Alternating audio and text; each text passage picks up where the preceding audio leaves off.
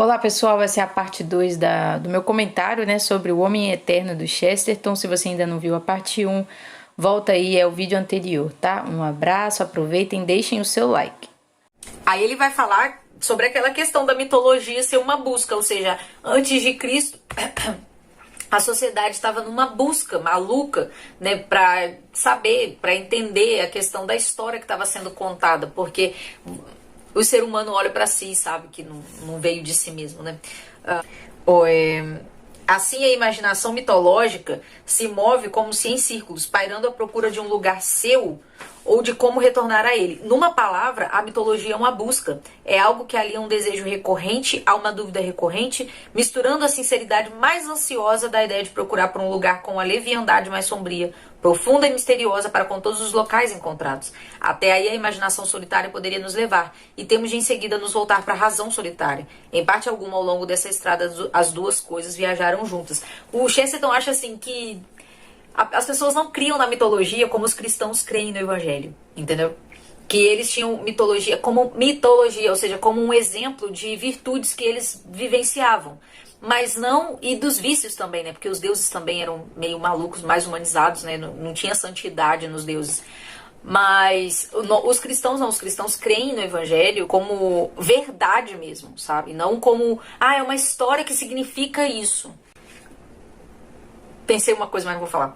É como se eles simplesmente admirassem uma poesia e não crescem no evangelho como o credo apostólico é para nós, entende?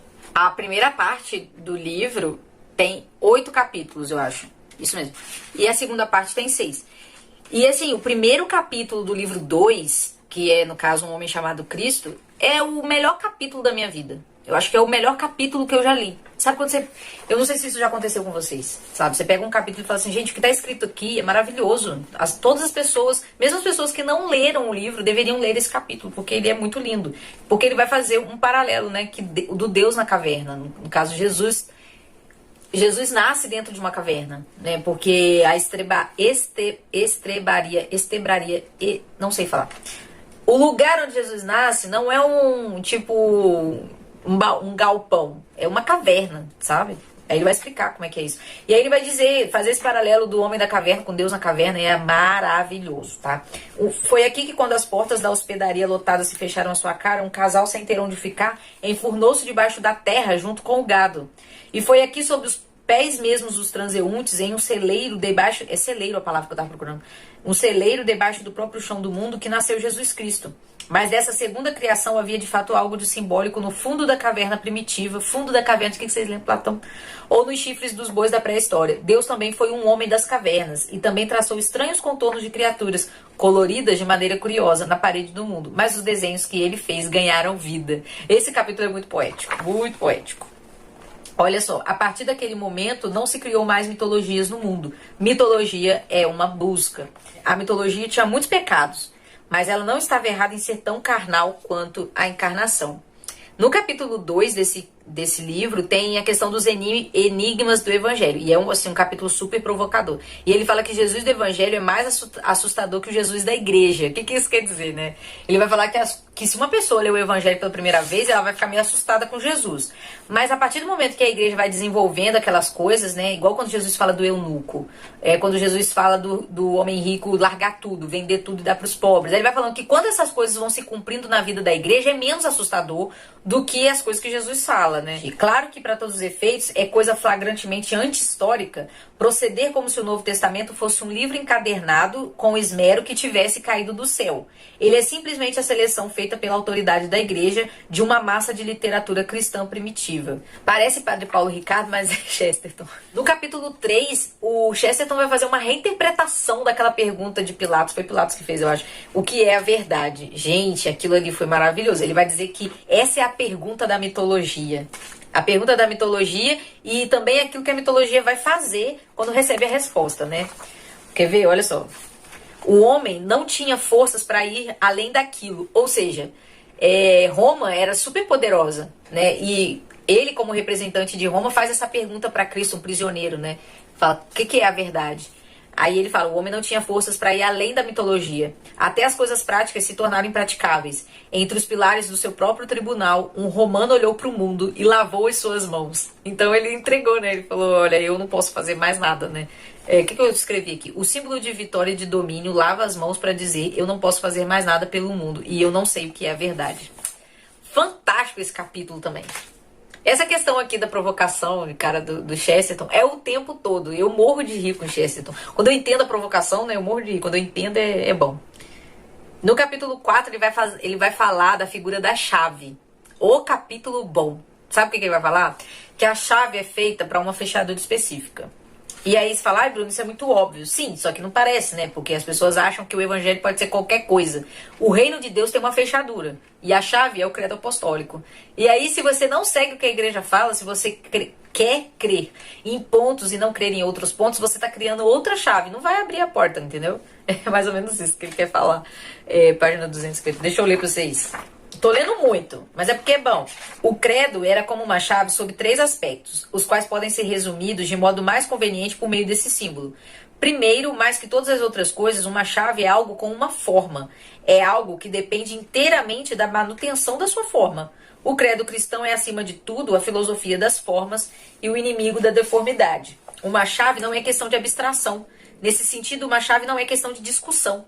Ou ela dá na fechadura ou não dá. É inútil para os homens discutir a respeito, tomando a situação apenas em si mesma, ou reconstruir a chave com base em puros princípios de geometria ou arte decorativa. Ele falou 3 aspectos, cadê o terceiro?